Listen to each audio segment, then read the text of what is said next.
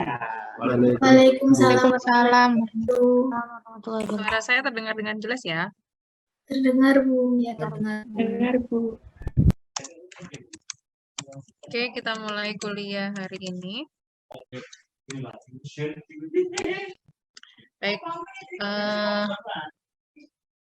saya mohon maaf ya, terjadi keterlambatan. Terima kasih juga sudah diingatkan ketua angkatan kita. Nanti hari ini kita akan membahas mengenai interface. Nah, sebelum itu berarti mau menyampaikan bahwa pembahasan interface itu untuk yang akan kita bahas di object oriented atau sistem aplikasi berbasis objek itu lebih menitik beratkan dari apa yang sudah kita terjemahkan dalam objek atau hal-hal apa saja yang kita kemarin-kemarin terjemahkan objek itu gimana kita kemudian mentransfer bentuknya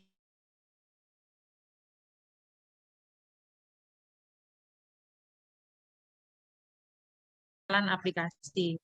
Nah, kalau misalkan kalian membuka aplikasi di handphone kalian atau membuka web di aplikasi tertentu, nah itu tampilannya adalah yang kita tunjukkan secara interface atau antarmuka yang akan digunakan langsung oleh pengguna. Kan nggak mungkin pengguna menggunakan konsul-konsul atau kode program yang kita sudah sematkan di kode program. Kan nggak mungkin begitu, karena tidak semua pengguna itu adalah mahasiswa IT atau orang-orang IT yang mengerti kemudian menstrukturkan aplikasi ke dalam bentuk program. Untuk itu, karena memang peruntukannya sebuah interface itu untuk mempermudah user dalam mengakses atau menggunakan aplikasi, maka kita sebagai pencetaknya atau developernya juga harus bisa mempermudah dari usernya itu untuk menggunakan aplikasi yang kita buat itu harus kita berikan kemudahan-kemudahan. Makanya kenapa dikatakan aplikasi yang baik itu adalah aplikasi yang user-friendly. Nah, ada yang tahu nggak artinya user-friendly itu aplikasi yang seperti apa, Rek? Mudah, Bu. Ada yang bisa Digunakan. Ayunda? Gimana, Ayunda? Yang mudah digunakan. Yang mudah digunakan, betul. Tadi siapa ya? Coba jawab lagi. Adam ya? Iya, Bu. Ya, gimana Adam? Aplikasi yang user friendly itu aplikasi yang seperti apa, Adam? Biasanya sesuai dengan kebutuhan, Bu. Enggak user enggak bertele-tele banyak-banyak gitu. Betul. Kita catat ya, yang pertama adalah mempermudah. Kemudian tadi ada menyampaikan sesuai dengan kebutuhan. Betul sekali. Ada yang mau menambahkan lagi apa yang dikatakan user friendly? Siapa? Suci? Atau yang lain? Ada yang mau menambahkan? Jika dikatakan user friendly itu seperti apa?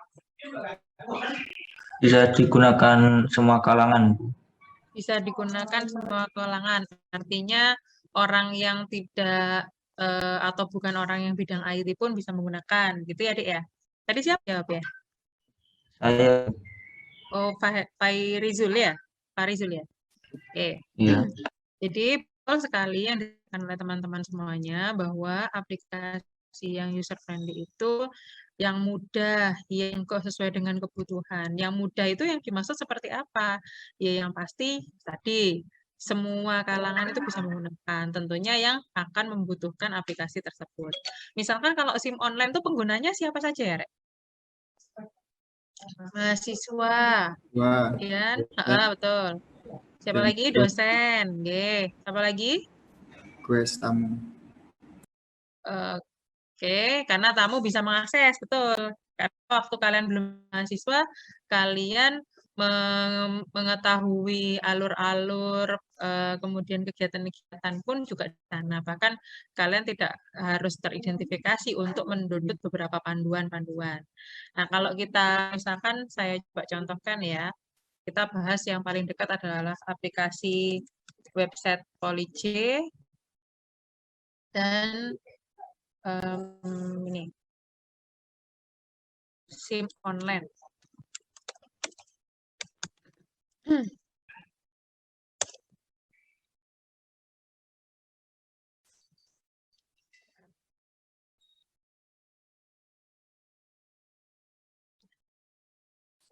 Share screen dulu.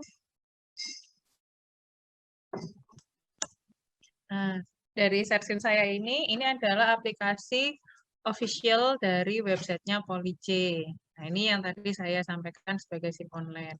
Untuk mengakses ini, Anda tidak perlu mensematkan diri Anda sebagai user mahasiswa. Ini yang mungkin dimaksud temannya salah satunya adalah bisa diakses oleh semua kalangan. Informasi-informasi yang tidak membutuhkan karakteristik atau spesifikasi khusus, artinya yang publik itu digunakan di public user.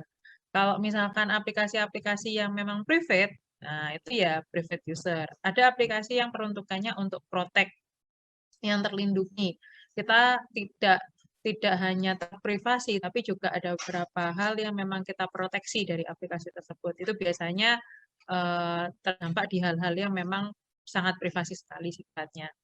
Tadi Bu Ratih bicara publik, tadi Bu Ratih juga bicara private, kita bicara juga protect. Dari dua hal itu saja, antara apa namanya publik dan private tadi, itu merupakan apa kalau di object oriented?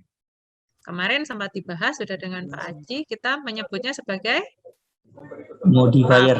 ya, betul sekali, modifier. Nah, di dalam penggunaan atau mengimplementasikan interface itu juga kita memilih mana yang memang modifier termasuk yang di public, mana yang protect, mana kemudian yang private. Nah, sama halnya pada saat kita menstrukturkan sebuah modifier dari objek atau kelas. Apakah kelas tersebut public dan lain sebagainya.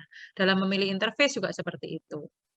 Pertanyaan beratnya begini, kalau kemarin kalian punya kelas mahasiswa misalkan, atau kelas dosen, atau kelas untuk objek dalam transaksional KHS misalnya. Kemarin kan di semester ganjil kan adik-adik kan sudah punya KHS ya.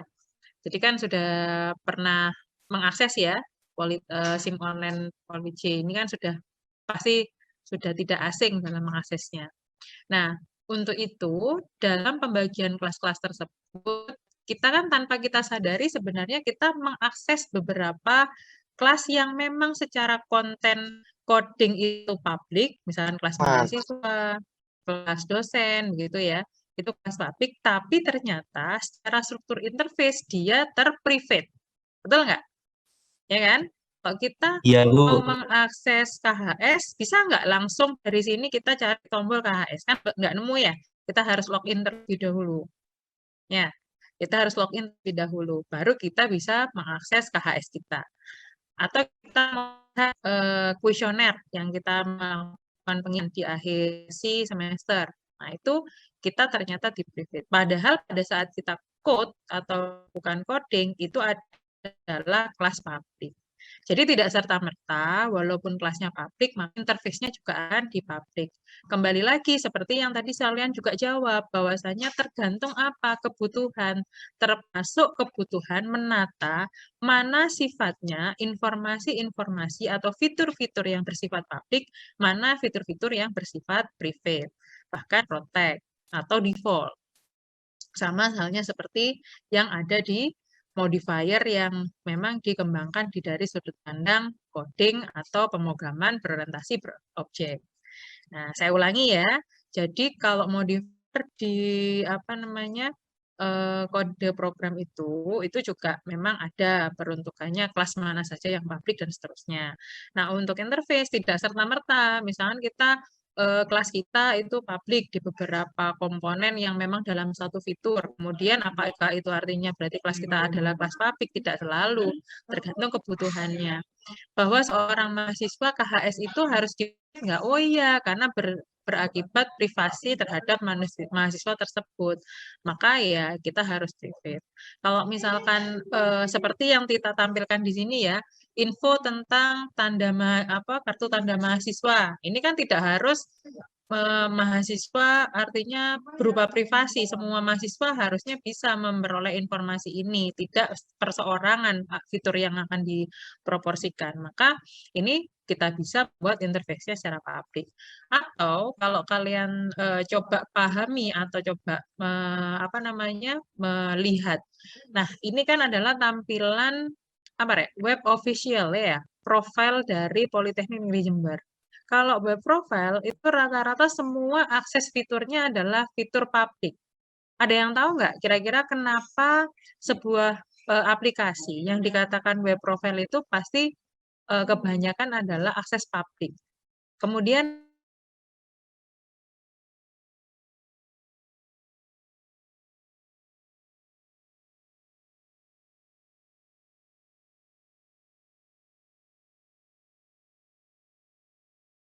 profile itu peruntukannya adalah untuk aplikasi-aplikasi yang memang company profiling, baik dari web maupun sebuah aplikasi berbasis mobile misalkan. Nah, tapi lain halnya pada saat kita melihat SIM online. Berasa ya perbedaannya, ada beberapa fitur yang memang harus kita login dulu, bersifat privasi, tapi tidak dengan aplikasi yang ada di web profile policy.ac.id. Peruntukannya lebih publik. Nah, itu artinya ada beberapa hal yang memang kalaupun kelas kita publik, ya memang akhirnya peruntukannya juga publik. Oke, berarti mau menunjukkan file PowerPoint. Nah, kita akan coba case ya. Kerangka berpikir kita sudah benar nggak selama ini? Case tentang interface. Nah, kalau saya punya case tadi, tampilan semacam ini, ada tampilan atau interface nama formnya atau nama PIK-nya, itu adalah data pelanggan. Kemudian ada nama pelanggan, alamat, kota, dan seterusnya. Kemudian ada CURD-nya di sini, ada simpan, ubah, hapus, dan batal. Nah, kira-kira dari tampilan ini, kita itu sebenarnya punya berapa kelas ya, Rek? Kalau kita ambil di kode programnya, kalau kita mau menghasilkan fitur semacam ini, kita sebenarnya punya berapa objek? Satu, dua, atau tiga? Gimana, Muhammad? Satu. Kenapa, Le? Kok satu, Le? Coba disertakan alasannya. Karena kalau cuma tampilan interface seperti itu, satu kelas saja cukup. Satu form. Ya, kelas apa? Kelas form data pelanggan. Kelas data pelanggan, betul. Nah, sekarang kalau yang kedua, kalau kita punya, kita harus buat 2. apa saja? Transaksi Mm-mm. sama dengan daftar barang. Sama data barang. Oke, Iya. yang lain ada yang berbeda? Satu Silakan. Satu kelas. Kelas apa? kelas dashboard. Kelas dashboard. Ada lagi yang lain? Ya, boleh berbeda sekali. Tidak akan ada yang salah Satu, kelas saya. Bu. Ya, berapa, Mbak? Satu. 1. Kelas apa saja? Mungkin kalau yang ini transaksi. Kelas transaksi. Oke. Yang lain? 4, Bu. 4. Apa saja?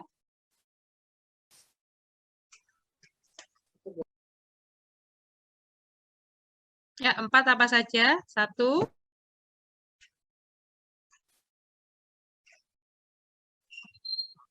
Itu di penjualan Rul ya?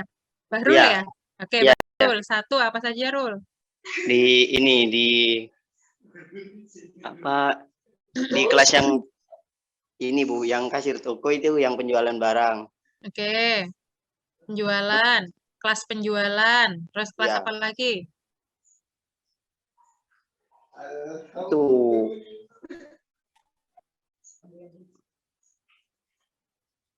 kelas penjualan baru tuh Bu. Oh, 1 aja. Berarti 1 kelas. Bukan 4. 4. 4. Kelas apa saja? Ini itu ada 4 form nanti. Ada 4 form. Apa saja, Nak? 1. Ya form itu sendiri Bu, yang satu itu. Terus 1, 2. terus yang itu penjualan baru di atas itu kan kalau Oke. lagi nanti mesti muncul Oke. form baru. Oke, 2. Penjualan nego itu. 4. Terus tampil penjualan juga. Tampil penjualan. Ada yang lain? Coba ada yang mungkin lebih banyak ternyata dari Barul menurut kalian? Kalau saya Mm-mm. 4 Bu sama Bu. 4. Apa saja, Le? Form transaksi penjualan, laporan, Betul. Oke. barang, Mm-mm. dan juga yang diskon atau nego, Bu. Tapi yang Oke. ditampilkan nanti cuma transaksi penjualannya, Bu. Yang Oke, relasi siap. sama tabelanya. Oke. Sudah mulai lengkap. Ada lagi yang mau menambahkan? Nggak ada yang salah loh. Hebat. Wah, masih semester muda, hebat-hebat. Ayo, ada yang mau melengkapi lagi nggak? Ada yang belum tersebutkan dari teman. Ada yang belum tersebut dari teman-teman. Kira-kira kelas apa ya? Pelanggan, Bu. Betul. Padahal tadi udah dipancing ya. Tadi siapa yang jawab pelanggan? Saya, Bu Hairul. Hairul. Mana Bu? Loh ini. Nah, padahal tadi di awal sudah berarti pancing. Sudah betul kelas pelanggan ya. Jadi tadi yang disebutkan betul semua. Bisa jadi beberapa hal yang disebutkan, misalkan, Bu, karena saya fokusnya ke sini, penjualan baru sama penjualan nego, nggak saya hitung kelasnya, makanya saya hanya sebutkan itu juga boleh betul. Tapi kan pelanggan ada di sini, ya. Maka kita sebagai seorang programmer harus cukup beli untuk kemudian kebutuhan-kebutuhan apa saja yang memang harus kita justifikasi dari kelas-kelas yang sudah kita gunakan. Pertanyaan Bu Rate, mau sambil melihat wajah-wajah kalian nih kalau buka screen. Oh, Mbak Ayunda aja yang buka screen. Oke, saya mau stop screen dulu. Kita tadi sudah mencoba bermain dengan case interface tadi ya. Nah, dua interface. Ada interface-nya data pelanggan, yang kedua adalah aksi penjualan. Pertanyaannya begini, kalau tadi kita beberapa hal yang miss, bahkan tuh yang miss, yang sempat agak lama terlewat gitu ya, yaitu data pelanggan atau kelas pelanggan itu sendiri, maka pertanyaan saya, pada saat membuat aplikasi atau bahkan menyusun kelas-kelas atau objek yang akan kita gunakan di aplikasi berorientasi objek kita, yang harus pertama kita lakukan, kita memastikan apa dulu, Rek? Tadi sudah kalian sebutkan, salah satu di antara kalian sudah menyebutkan. Harus begini, Bu. Coba siapa tadi yang mau jawab? Zainur ya? Jumlah objeknya, Bu. Jumlah objeknya. Sebelum menentukan jumlah objek, kita harus menentukan apa dulu? Menguatkan apa dulu? Kira-kira. Agar hal yang... Kasusnya. Gimana, Nak? Zainur? Studi kasus. Studi kasus. Atau yang paling betul apa kira-kira? Kata lainnya mungkin gimana, Nak? Yusril ya? Siapa ini? Yusril. Ya, gimana Yusril? Kebutuhan Betul, usernya. betul, kebutuhan user atau bahkan lebih tepatnya kebutuhan aplikasi dari sistem itu sendiri. Nah, perlu kalian tahu bahwa kebutuhan user itu tidak hanya user misalnya menyampaikan, Mas, nanti saya pengen buat aplikasinya yang begini ya, fiturnya ini. Itu tidak harus kita kemudian menerjemahkan langsung. Tapi kalian harus jeli. Jeli yang dimaksud seperti apa, Bu Rate? Jeli memilih mana saja yang memang termasuk kebutuhan, mana saja yang termasuk keinginan. Jangan sampai kemudian salah menginterpretasikan sesuatu hal yang sebenarnya adalah sebuah keinginan menjadi sebuah kebutuhan. Ada yang bisa mencontohkan, Mbak? Kalau misalkan kita itu dalam kondisi seperti apa sih salah menerjemahkan kebutuhan itu menjadi sebuah keinginan? Ada nggak yang mungkin pernah mengalami waktu menggali kebutuhan ke user atau waktu berinteraksi langsung dengan user atau pernah tahu pengalaman seorang analis itu dalam berinteraksi dengan user itu punya pengalaman yang kurang tepat dalam menganalisis kebutuhan? Ada yang pernah tahu nggak? Kira-kira seperti apa contohnya? Membedakan antara keinginan dengan kebutuhan user. Ada yang tahu? Tahu. Rivaldi? Silahkan.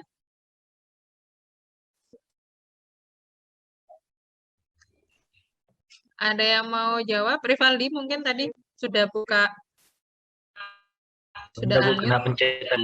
Oh, nggak apa-apa jawab. Nggak bakal dihukum.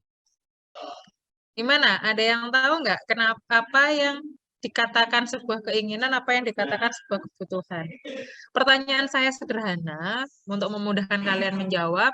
Apakah semua orang pada saat menginginkan membuat atau meminta kalian membuat aplikasi itu benar-benar orang yang memang paham secara kontekstual IT? Kan tidak selalu, tadi kalian juga menyampaikan begitu ya. Nah, jika tidak selalu, apakah setiap orang itu mampu menerjemahkan kebutuhan dia? Misalkan contoh, berarti ini anggaplah taruhlah orang yang awam gitu ya, di bidang IT. Kemudian saya bilang ke kalian, tim TIF Angkatan 2020, saya tolong dibuatkan aplikasi penjualan ya. Nah, nanti di penjualan itu saya pokoknya harus untung. Nah, ya kan nggak apa-apa ya, Bu Rate ngomong gitu. Yang bayar kan saya kan itu. Pokoknya angkatan 2020 gitu. Misalnya taruhlah kalian tuh satu angkatan ada satu perusahaan gitu. Nah, nanti pokoknya Bu Rate harus dengan aplikasi kalian itu punya untung. Dapat untung 3 kali lipat dari sebelum menggunakan aplikasi kalian. Nah, itu kan keinginan ya. Tapi itu juga kebutuhan, namanya orang berbisnis, kemudian membeli aplikasi, kebutuhannya salah satunya adalah hal yang memang bersifat profit.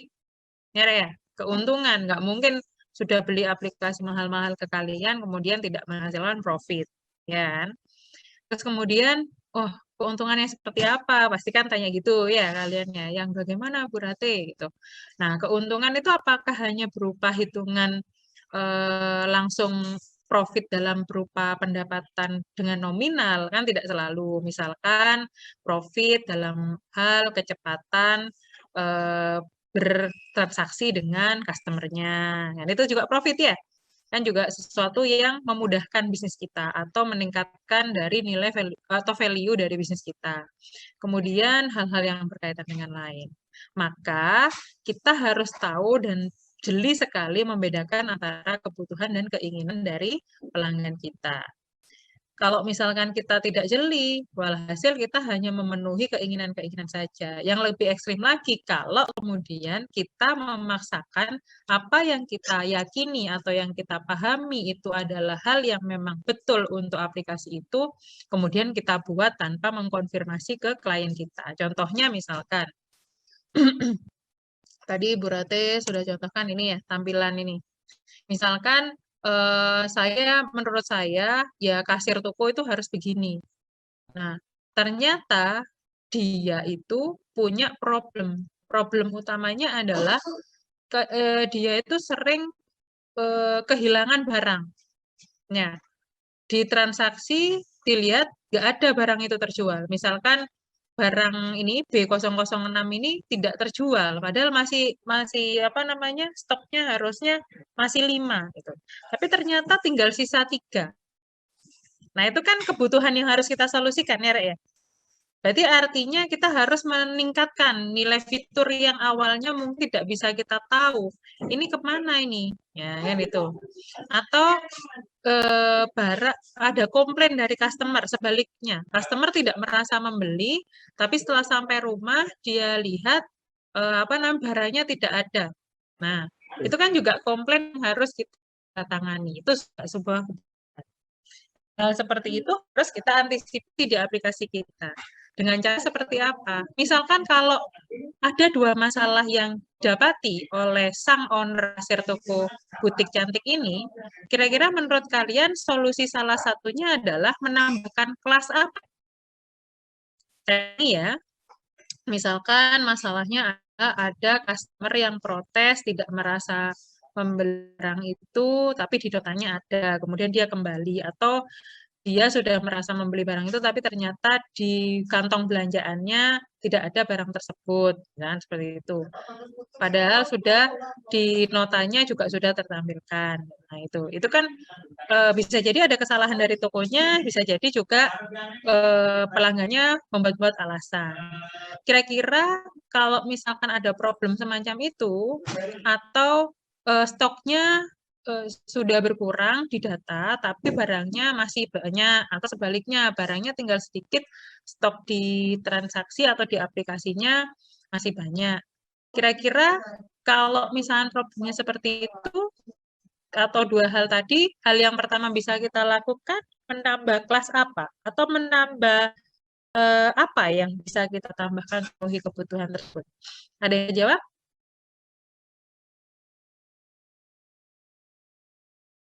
Ada yang bisa jawab? Halo? Nggak tidur kan ini ya?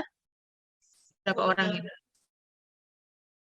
89 orang, halo? Data barang Data barang, mungkin. oke. Data barang, ada yang lain selain Yusril? Laporan, Bu. Laporan, Khairul ya yang jawab ya? Nggih, Bu. Ya, yang lain ada lagi? Data transaksi, Bu. Data transaksi, oke. Kan ada data transaksi sudah ada ya? Barang insya Allah sudah tertampilkan. Ada lagi yang lain? Form detail transaksi, Bu. Detail transaksi, boleh. Ada lagi?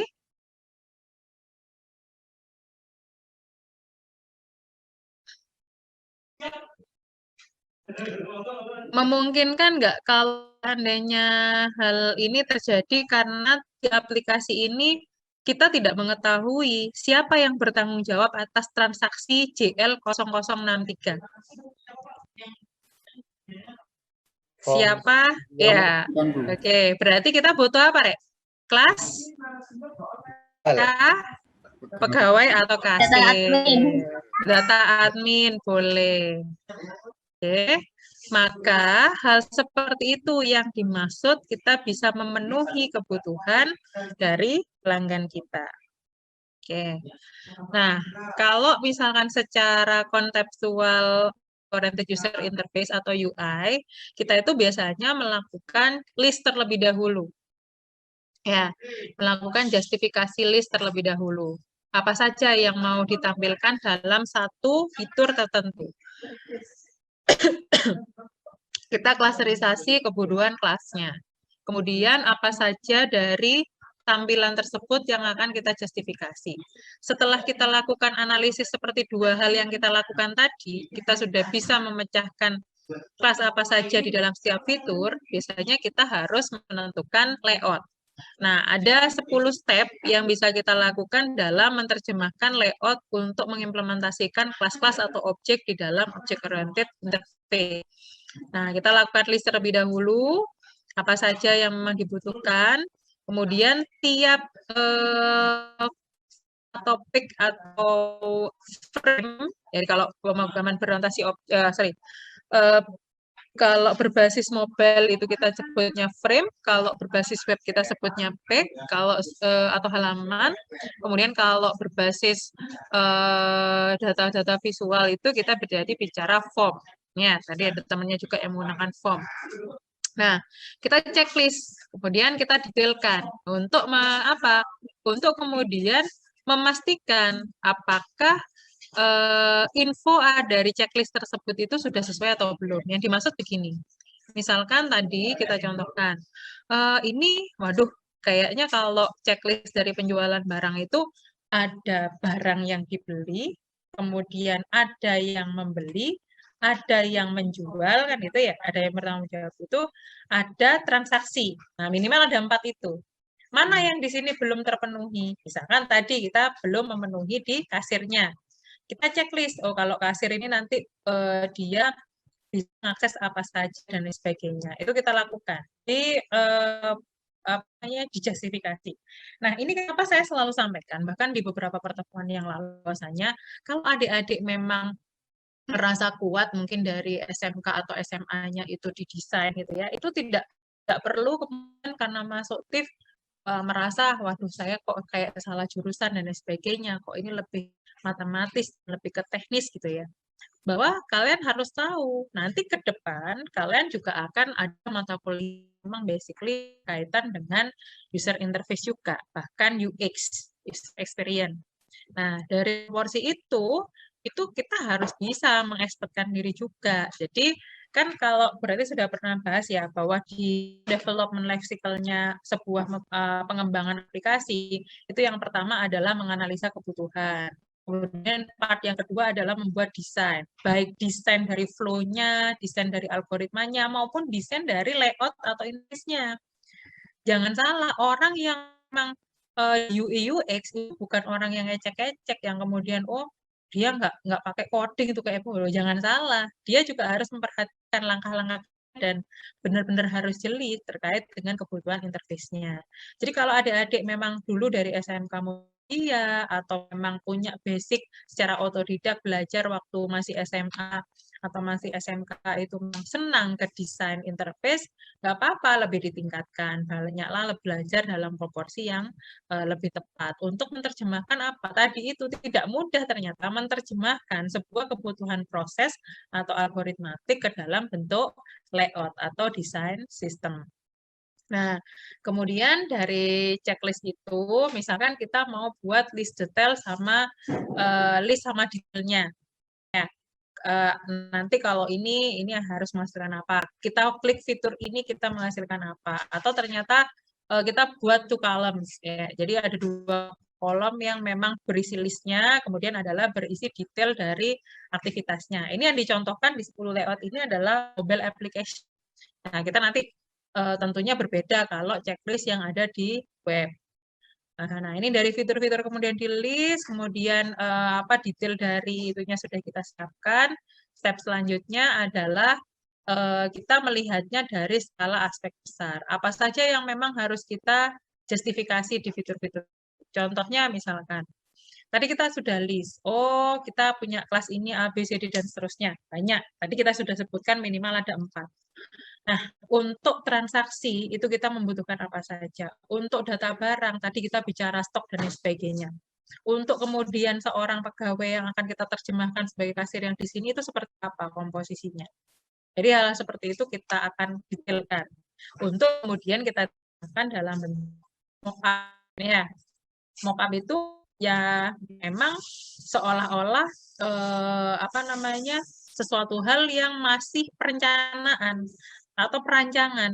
Tapi tanpa mockup itu, kita akan kesulitan untuk kemudian mengkaitkan antara objek yang kita terjemahkan di coding program ke dalam sebuah interface. Ini mungkin teman-teman yang sudah awalnya dari SMK RPL terutama, yang sudah biasa membuat aplikasi dan kemudian menerjemahkan di basic code-nya di interface, biasanya tahu ini yang berarti maksud.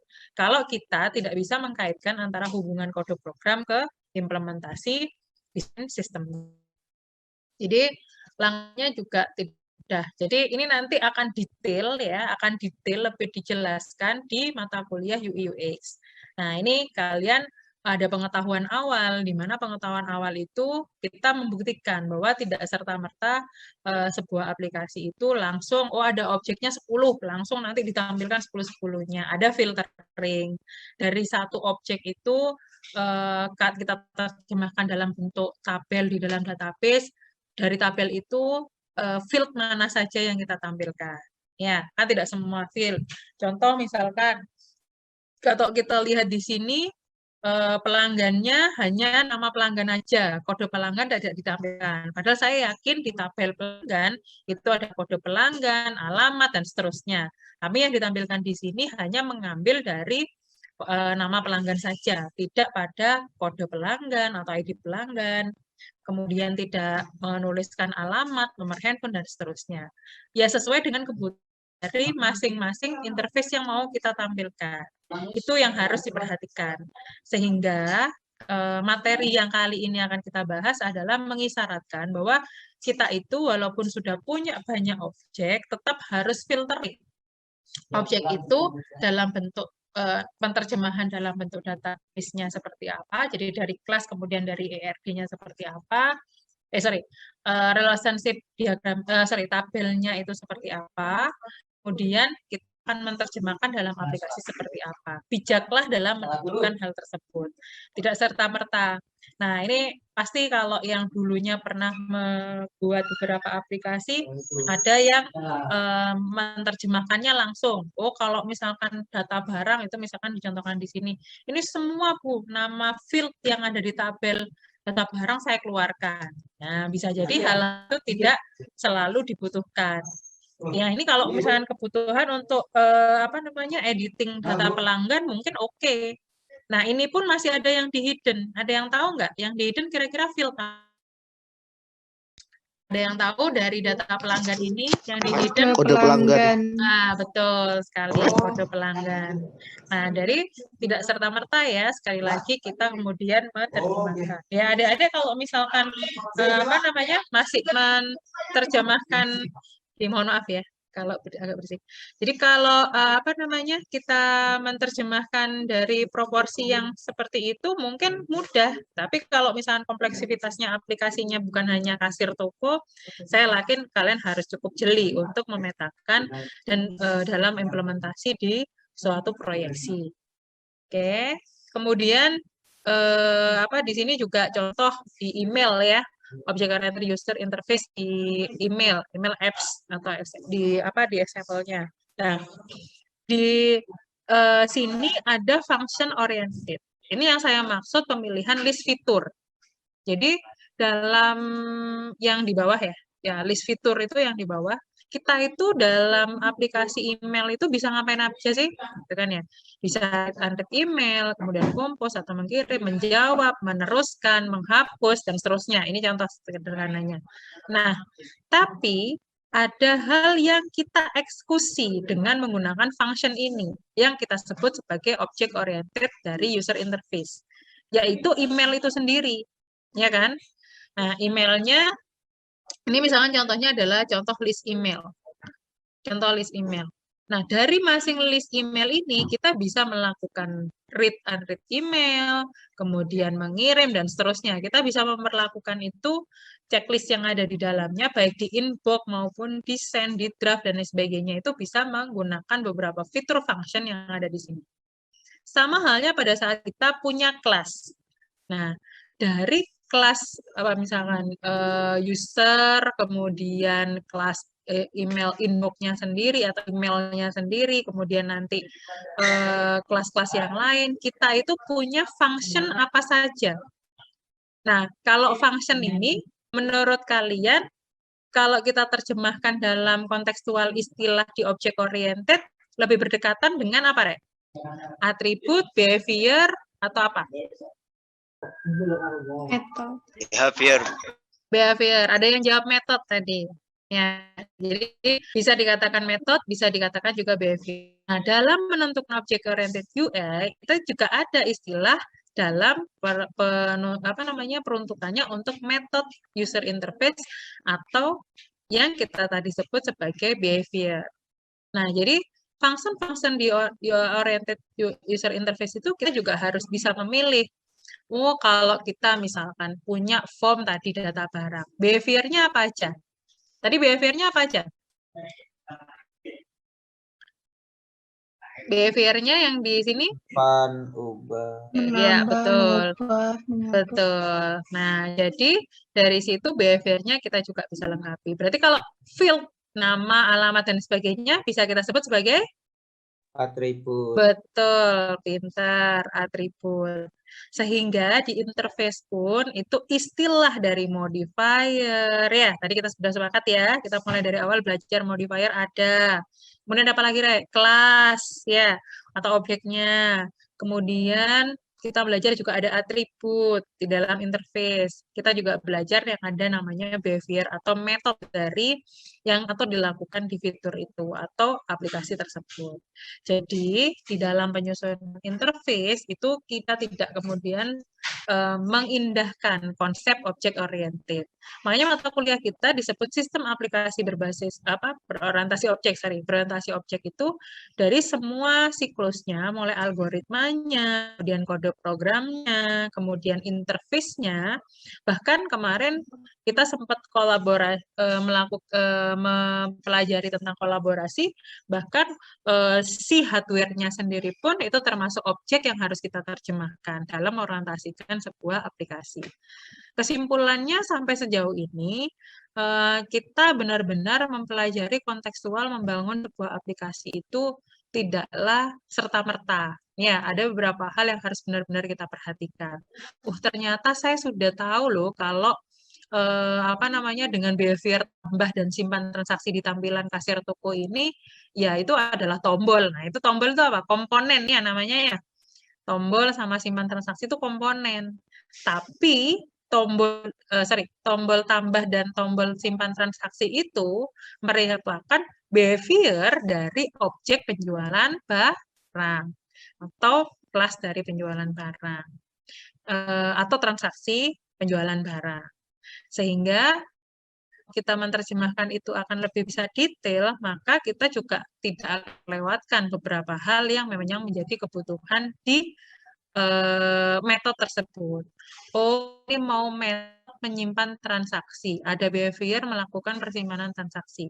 Dalam satu transaksi itu, yang wajib disimpan apa saja ya? Nah, karena kita pasti berpikir begitu ya pada saat membuat aplikasinya. Oh, yang jelas, namanya transaksinya jual beli barang ya berarti transaksi kita harus melakukan membuat function untuk data barangnya. Kita harus mempersiapkan untuk proses penjualannya sendiri. Kalau penjualan itu berarti kita harus ada apa sih yang dikatakan adanya selain dari objek-objek tadi yang ada, behavior-nya harus kita tahu kapan dilakukan, berarti tanggal dan waktunya. Kemudian transaksi itu harus punya kode dan seterusnya. Sehingga kita tidak serta-merta. Oh, tadi transaksi itu harus tahu user siapa yang melakukan gitu. Misalkan teman-teman Bu Maya gitu ya.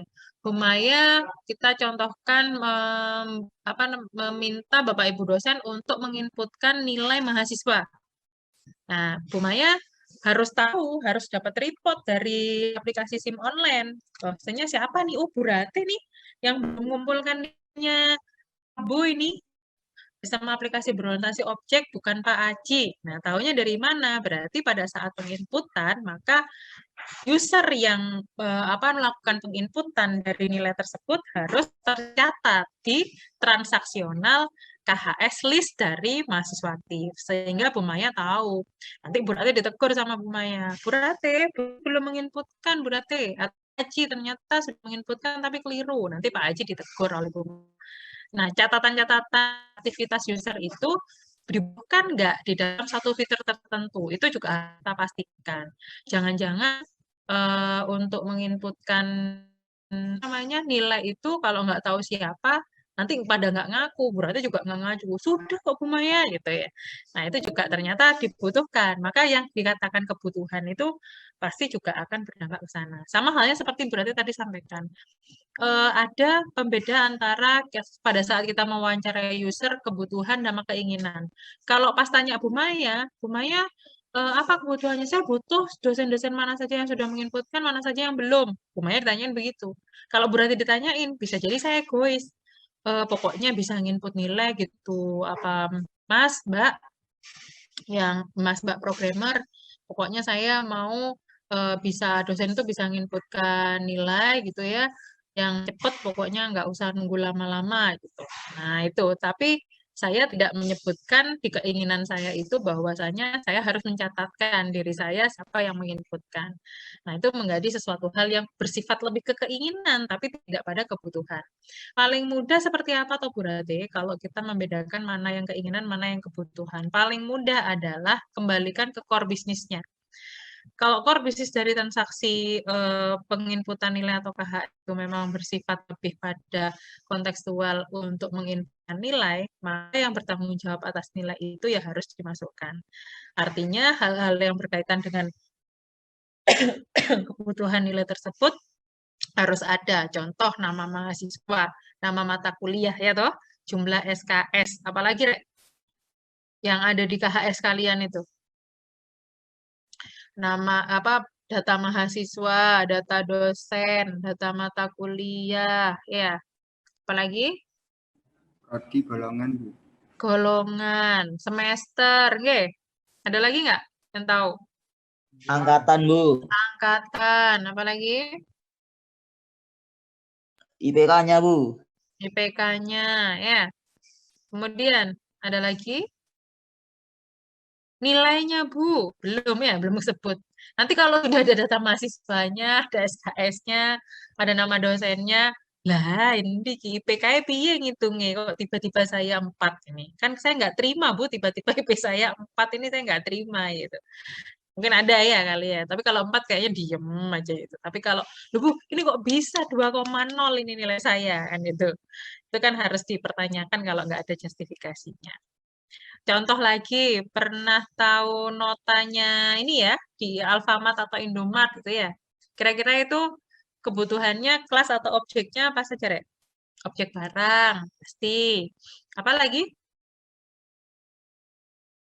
Jumlah barang yang dibeli. Oke, jumlah barang yang beli. Apa lagi? Harga. Harga. Total. Apa lagi? Apa ya, Yunda? Nomor faktur. Kasirnya. Oh ya, nama kasirnya, betul. Ayunda cukup mengingat Diskon, tadi. Bu. Gimana, Diskon. Nak? Bahrul? Diskon? Diskon. Oh, ya, ada lagi? Nomor faktur. Nomor faktur, Total betul. bayar. Nota bayar. Ada lagi? Tanggal. Tanggal, betul. Apa lagi? Total harga. Total harga. Ada lagi? Ada yang belum kesebut? Kembalian. Pengembalian. Ada lagi? Fikri? Oh, Fikri kepencet ya. Oke, ya. Lumayan sudah bisa memahami apa yang kita kontekskan. Artinya sekali lagi, dalam penyesuaian interface, hal-hal yang sudah kalian pelajari mengenai kelas, objek, kemudian modifier, dan lain sebagainya, itu juga kita berlakukan. Hanya sama cukup mudah memahami bahwa ternyata sebuah interface itu juga memiliki komposisi-komposisi yang memang ada di objek oriented ya. Tadi ada modifier ya. Oh ya, tadi modifier masih contohnya masih satu berarti yang SIM online itu. Kalau misalkan seperti marketplace gitu ya, Tokopedia dan lain sebagainya. Itu kalau misalkan katalog barang termasuk menggunakan modifier apa, Rek? Katalog barang. Publik, Bu. Publik, betul. Kalau keranjang, Private. Publik, Bu. private, betul. Ayunda, betul. Private. Kenapa kok private, Ayunda? Coba mungkin bisa dijelaskan. Karena yang tahu pesannya siapa ya yang Karena login dulu ya. Kita bisa klik atau hingga berhasil check out di keranjang itu kalau kita sudah login dulu, kan gitu. Terus ada Bu aplikasi yang bisa masuk keranjang dulu sebelum login. Biasanya kalau mau proses pembelian. Nah, itu tadi itu tergantung dari marketplace-nya sendiri-sendiri. Mungkin yang dimaksud Ayunda itu karena memang harus melakukan pengisian data pembelinya. Ya, maksudnya Ayunda. Tapi memang ada beberapa aplikasi yang tidak perlu check out. Kalau ini Rek, kita tahu ongkos kirimnya. Berapa nominal ongkos kirimnya? Publik atau Publik. publik? Karena masuk ke checklistnya katalog juga ya. Karena kan di katalog itu tidak hanya apa namanya gambar barangnya, tapi juga harga, spesifikasi, ongkos kirimnya berapa gitu biasanya. Oke, sudah mulai memahami. Jadi kalau tadi yang keranjang itu termasuk apa? Objek, atribut, behavior, atau apa? Kalau di interface.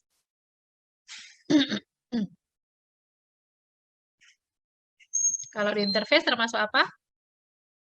Keranjang? Keranjang kalau di interface termasuk Fikri? Objek. Objek. Yang lain? Sepakat? Kalau memasukkan ke keranjang itu. Kalau order, kalau order termasuk Kelas B. behavior. Kalau tadi keranjang, Fikri juga nggak salah. Mungkin bisa jadi Fikri benar, objek. Ada yang sepakat atau nggak sepakat? Interface, Bu. Ya, ya interface. Dia untuk interface yang kalau interface-nya. Tadi kan ada tombol, simpan, dan sebagainya. Kalian menyebutkan itu sebagai behavior. Ya, interface yang memang termasuk komponen behavior. Nah, kalau keranjang, Kelas. kelas. Kenapa? Karena itu besaran transaksi Combo. tersendiri, ya, atau objek. Betul. Jadi komposisinya, karena kalau keranjang kan masih ada checklist tadi, yang tadi contohkan tuh loh. Ya, jadi diklik di checklistnya, dia akan masuk ke fitur keranjang itu sendiri lagi kan. Dia akan melakukan checklist gitu. Jadi itu termasuk menjadi kelas tersendiri juga. Transaksional. Ya. Jadi sama halnya tadi ada penjualan nego atau apa gitu. Nah, itu pemilihannya seperti itu. Tapi boleh nggak, Bu? Kalau saya menyebutnya di dalam interface untuk katalog itu merupakan behavior dari interface katalog. Boleh nggak? Boleh nggak sih saya menyebutnya? Kan interface katalog itu kan ada data-data barang. Ya. Nah, ada satu tombol yang masuk keranjang. Boleh nggak kalau berarti menyebutnya keranjang dari versi itu adalah behavior? Boleh saja. Boleh. Boleh. Kenapa boleh? Karena memang perlakuannya dia bisa jadi sebuah metode. Tapi pada saat dia sebagai tombol list untuk memesan, maka dia sebuah objek atau kelas. Oke. Jadi dia bisa berpindah fungsi. Itu bedanya kalau interface dibandingkan pada saat kita mempelajari kemarin struktur kode program. Ya. Di interface tergantung functionnya tadi. Ya kan? Function yang tadi disebutkan ada compose dan sebagainya yang gitu ya. Berarti tadi contohkan seperti itu. Begitu. Ada yang mungkin ditanyakan dari teman-teman? Absensi tidak lupa ya di e-learning ya. Ada yang mau ditanyakan terkait dengan pertemuan hari ini? Minggu depan akan cukup menarik, kita akan belajar overreading dan minggu depannya overloading. Nah, itu kita kembali ke teknis code lagi.